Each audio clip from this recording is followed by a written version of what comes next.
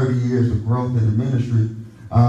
These are some of the things that she has and goals to produce ASL DVDs with teaching, preaching, signing music, and various tutorials for the deaf community and hearing population, to continue encouraging gospel artists to connect with the deaf and hard of hearing communities, produce television shows that highlight the gifts, the talents, the skills of the deaf and hard of hearing communities. She has a quote on here that says, "Deaf people can do anything except hear." Come on. By King Jordan, former president of a university. Continue to educate churches at another level to become more receptive and accepting of the deaf and hard of hearing communities, and much more. And she's well on the way. She's doing tutorials online. She's doing YouTube videos. And she's well on the way that her ministry is expanding more and more and more. And I'm just thanking God for her and her heart for the people. And so I'm just going to introduce Minister Val. That's her main man over there, Mr. Arthur Johnson. And this is Minister Valerie Johnson. Please receive her as she comes.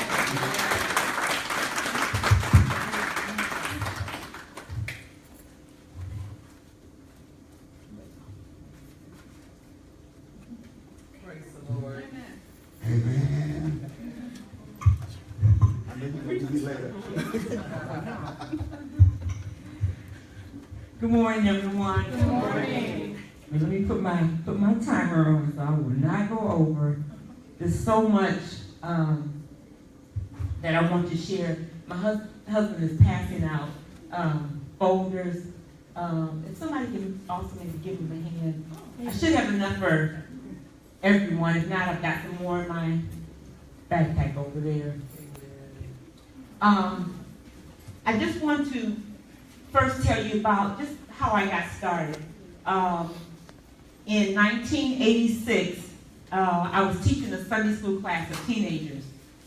And I told the kids, I said, you know what, Easter got up on us so quick, let's just do, for the Easter program, let's just do a song. I usually like to try to do something different for the Easter program, but I said, let's just sing a song. And so I said, let's just do Rise Again. And the teenagers, they were fine with that. Well, the day before the Easter program, not a week before, not a month before, not a year before, but the day before the program, the Lord woke me up and says, why don't you do the song in sign language? I did not even know ABC. I knew literally nothing. I didn't know any deaf people. I knew nothing. So I called them to the Bible bookstore and I asked them, do you have any books on sign language? And after the clerk had checked, he says, I don't have any books. He says, but I know sign language. I said, well, can you teach me this song? And he's like, yeah. So I drove up there, and in between customers, he taught me my first song in sign language called Rise Again. Wow. The next day at church, I talked to the kids that morning. That afternoon, they did it for the Easter program. And along the way, I kept going, I began to meet deaf people. And then I used to work at Ford Motor Company in the office. I had a very good job, paid very well. My husband and I both knew that it was time for me to quit my job. And I started a nonprofit in 2003. Wow. And in that year, the Lord said to me, go to the churches. And let me stop for a minute, because my husband, Arthur, we've been married for 36 years, going on 37. And I could not do what I do if he didn't say, I think there's only been one time that he said, I don't feel you should go on this trip. I wanted to go, whatever, to Illinois or somewhere. And he has let me travel, and he hasn't been always able to go with me. And so he has given me freedom, because this is what God has called me to do. Amen. So from 2003 into 2013, from 2003 to 2013, I had a nonprofit. And during that time, the focus was on bridging the gap that's in the church. When the Lord said to go to the churches, initially I thought, oh, okay, he wants me to go to the church and teach sign language. So I kept calling the churches. I kept getting no. Oh, no. So after about the 12th no, I went back to the Lord. And it's almost as if he was standing there tapping his foot, waiting like, I had more to tell you. You know, because I'm just a big proponent. God says, right now, I want you all to go to California. I'm going to do it, okay? And what he wanted me to do was to educate the churches. Amen. So before you go to your folders, I want to do a little game, okay? And you might say, what does this got to do with sign language? Or what does this got to do with deaf community or any of that? But I'm going to get, let's see, 5 volunteers, just one at a time. Who wants to be the first volunteer? No, I'm not going to tell you what you're going to do until you get up here. I do. Okay, good. What's your name? Sylvia. Sylvia. Yes. Okay, so you're going to pick a piece of paper out of here. Okay, just one. And Sylvia's going to open it up. Don't read it to anybody. You can just show me. Okay. She's going to portray what's on that piece of paper. And you have to figure out it's an emotion. Okay? It could be anger, it could be happy, whatever, okay? Worry. Very good. Worry. That was good. Very good, Sylvia. Give her a hand. Okay? Give me another volunteer. Okay, oh, right here. Cadence? No. Corinne, I want to be closer.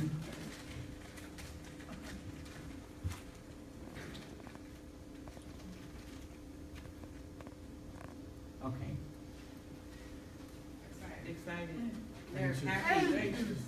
Somebody said nervous. It's close to nervous. Anxious? Close to that. Come on, Corinna. Nervous. Come on, Carl. Expectation. Wait a minute, I think somebody saying, no. Expectation.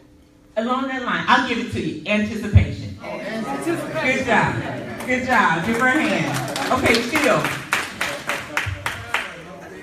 I feel. I'll make it harder when you catch it.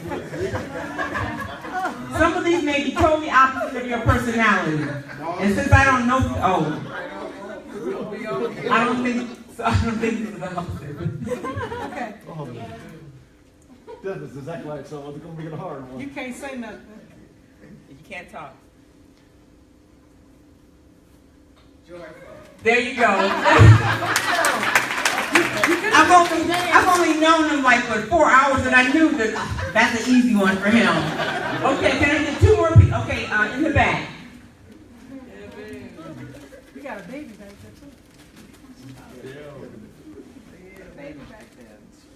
The baby raised his hand. Which one? Right Okay. there. Your baby. She raised her hand. Okay, no, she's a little bit too young, I think. She can't. Just a little. Okay. Oh.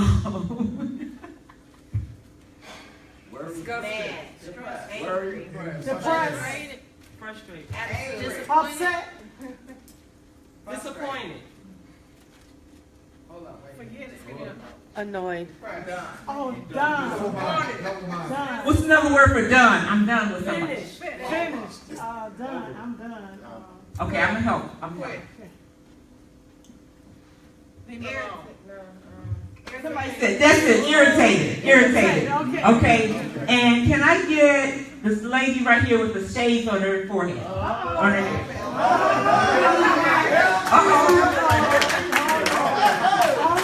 You can't say nothing. Oh, I must have picked the winner, huh? She's an actor. Oh, this is definitely opposite her. Now I don't even know her. But I just know it's She said, I don't even know what to do. It's really opposite. Just think, opposite of her. Okay. Quiet.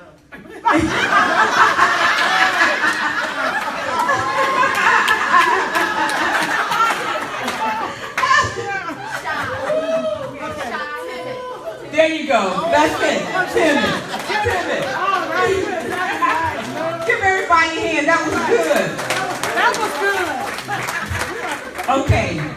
Now, I'm going to tell you in a few minutes what that has to do with signing in with the deaf community. But before I do that, in your folders on the left side, you have an agenda at the top that says the deaf community and the church. I want you to turn it over, and there's a test. It's only like 3 or 4 questions. 3 questions, that's it. You said turn it over? Turn it over. Okay, I'm going to read the first question. I want you to look at the list. It should be on your left side. Second sheet. I'm sorry, second sheet. A couple of you may have folders where it's back and front, okay? So I'm going to read the question, and I want you to look at the answers and just yell out what you think it is, okay? So number 1 says, more than 90% of all deaf children are born to parents that can hear. What percentage of those parents learn sign language to communicate with their child? 12%. Somebody said 12%? 20. Approximately 12%. Okay, it went up a little. It used to be like 8 to 10%. So someone might say, wait. Even if it's 12, That's low. That's low. So- how do they communicate with their child? that's very low, right? Very low, okay? Number 2 says the native language of deaf people in the U.S. is American Sign Language. It has been ranked as the ABC 7th most used language, 5th most used language, 4th most used language, or 3rd. There are 2 that are correct. 7. 7th, Third. 3rd, and 4th. The 3rd and 4th, okay, Bill says 4th, okay? You'll see some sites say 4th, some say 3rd. Then the last one, it has been reported that out of an estimated 250 to 300 million deaf people in the world, which of these do you think is the right answer? 2%. Approximately 2% know Jesus Christ as their Savior. Come on, Jesus.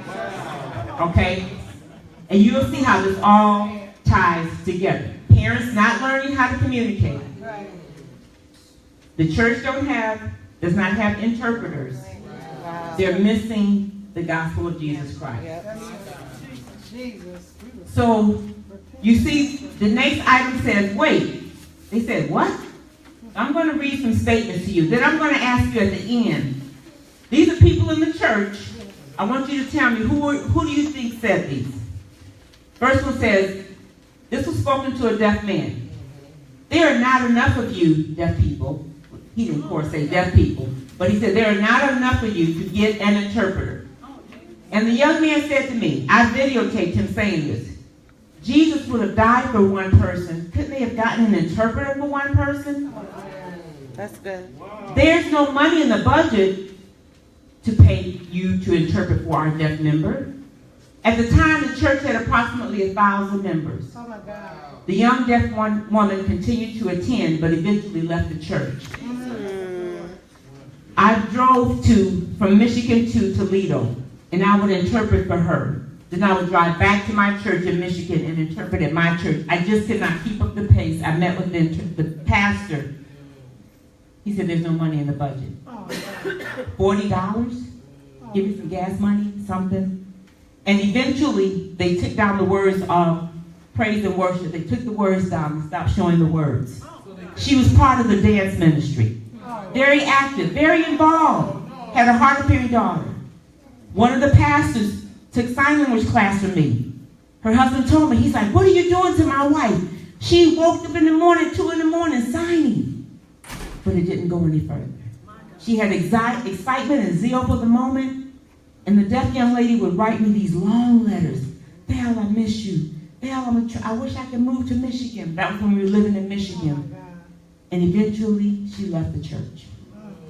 She had left at 12 years old for that same reason. Came back to the church. They still did not provide. I don't even understand. I met with the pastor, and this is how the meeting went. I'm talking to him. He leans forward. What'd you say? Oh, okay. He leaned back. I say something else. What'd you say? He leaned back. Truth be told, he needed some hearing aids himself. Okay. I love it when you teach the adults and kids music and sign language, but I don't want those people here. Oh my God. What the world? I met a very distraught interpreter. We were at a workshop, and she saw that there were several of us that were religious interpreters, or interpreters from the church, because the workshop wasn't a church workshop. It was just a regular old workshop. And we met this girl when she found out, she just like, I think she grabbed my arm. She's like, does this happen to you? Has this happened to you? She could not believe that this message, and I'll tell you who made these statements. Can your daughter sit up close so she can see the interpreter? No, I want her to sit with me. Oh God. Wow. Children with hearing losses can be a burden for you all to bear. comment was made to members of the church who had 2 children. One was deaf and one was hard of hearing. The mother was highly offended. Not only did they leave the church, but they never attended another service the whole time the children were growing up. Can you blame them? When deaf people will come, God will raise up someone from the congregation to minister to them.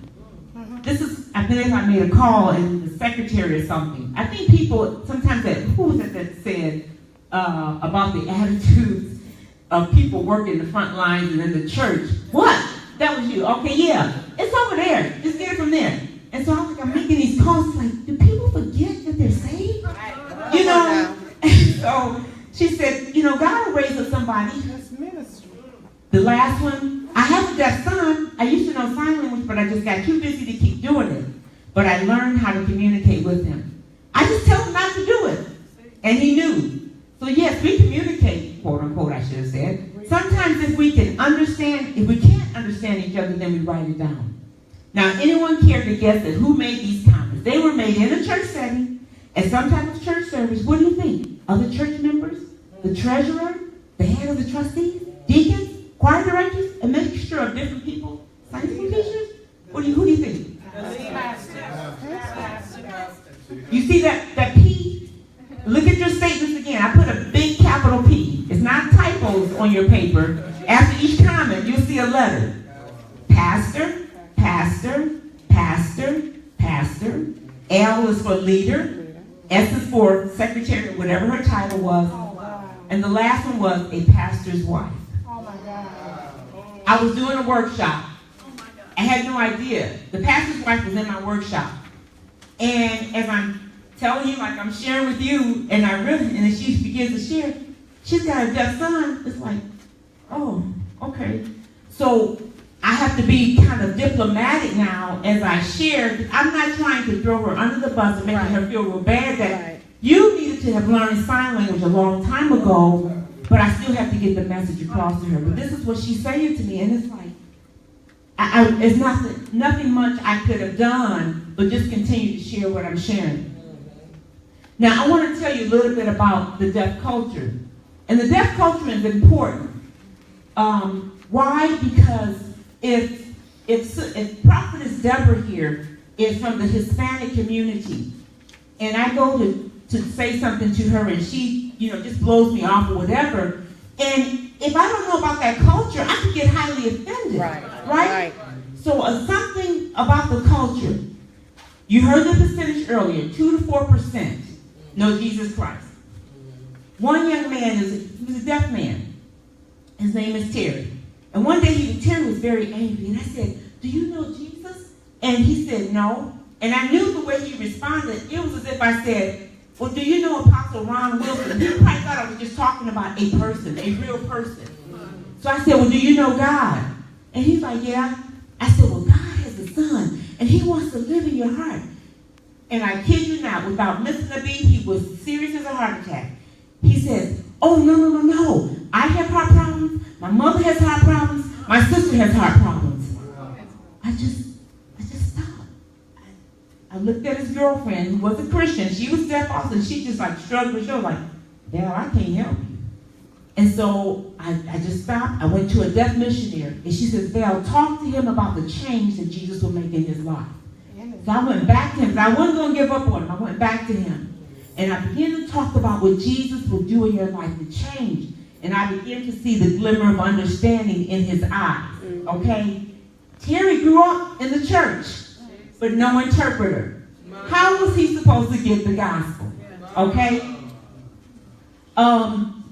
Brittany's story. I changed her name. Brittany, when I would make my calls to churches, when God told me to go to the churches to educate the churches, so I would call, and sometimes, like that lady that said, God will raise them up. Sometimes people will say, well, we don't have anybody deaf here. Why do I need an interpreter? So this happened to me several times. I kid you not. But the first time it happened, I had finished interpreting the praise and worship. I sat down. I said, well, there's nobody deaf here, so I'm not going to interpret the sermon. So I'm sitting there comfortable. The usher comes up to me, and she says, Sister Val, there's a visitor here. She was at church last Sunday, she saw you all interpreting. She went home and got her deaf daughter, brought her back to church. I was like, oh my goodness. So I had to get up on stage. I'm interpreting. I was like, Lord, please let her see me. I didn't know where she was. I knew the area, but I didn't know who she was. And I'm interpreting. I'm just looking. I'm trying to see if somebody's looking at me. Didn't see it until my pastor said, finish preaching. And she said, are there any visitors? And the young lady raised her hand. After church, I talked with the young lady and I talked with her mom. The young lady ended up giving her heart to the Lord and became a faithful member of the church. So you don't know who's in your congregation. You don't know whether it's that person or that person's relative or however, okay? And that happened several times to me. I said, there's nobody here deaf. Another time, 3 deaf people came in. I had to, after about the third, I said, okay, Lord, I got it. You want me up here every time. And one time I decided, okay, I'm not going to stand on the stage. I'll just stand on the floor. My husband came up to one of my signers. He says, tell my wife to stand on the stage. There's a family in the back. They have a deaf son. He can't see her. It's like, oh my goodness. And so I'm up. I never to this day ever got a chance to meet them. I'm walking along. I couldn't find them because I had my other signer to switch with me so I could go try to find them. I couldn't locate them. They end up leaving. So we don't know who's coming to our churches. We just know, we know the harvest is plentiful, the laborers are few. So I've listed some ways that you all can begin to connect with the deaf community, okay? And I'm going to come back to that. But I want to say this.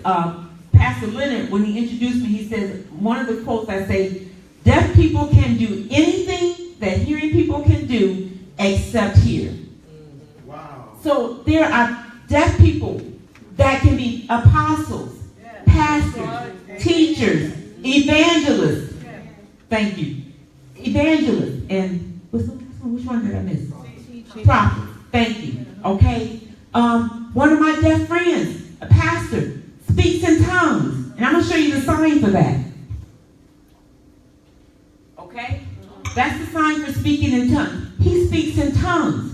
And so I have been, yes, I do videos on Instagram, on YouTube, and I get contacts from people literally all over the world. I got a lady that contacted me from the Dominican Republic, and she said to me, there's a deaf lady that wants to become a Christian, but I don't know how to lead her to Christ. She said, I've only learned sign language by watching your videos. Can you help me? Wow. The Lord had me to contact deaf missions. And do you know what? This is truly a God thing, because you know what? When the man responded to me, he says, you know, there was a man just last week that contacted me from the Dominican Republic. He works in deaf ministry. I was able to connect her, give her the information so she could connect and get that, so that deaf young lady could get to know the Lord. Yes. So I encourage you, if you don't have deaf ministry, contact me. We have, I do workshops, I do training, I do teaching. The Lord has me to do a 9-week class in Baltimore, Maryland area. I don't know why he had me to go east, but he had me to go east. And I would take the Greyhound, that was before Megabus. I took the Greyhound, I would fly. You know why I took the Greyhound? Because I was disobedient. Because years before, the Lord told me to start saving my money. And because I was going to be traveling. And I guess a part of me couldn't see it.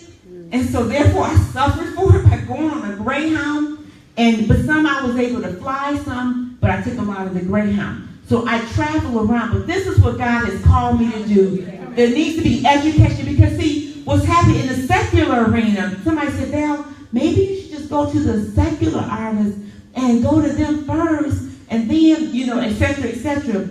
But the secular world is getting this thing. And I've been knocking on doors since around 1998, when the Lord gave me a vision that if one gospel artist would put an interpreter on their music, that would reach the millions. Deaf people have cried out to me sometimes, Val, can you just interpret this CD? You mean the whole CD? You know, because they're hungry for this. One of my deaf friends riding in the car with me. She hear Kiara Shear's music come on. And she can feel the boom, boom, boom, boom. So and she said, sign the words. And so I drive and I sign. You don't know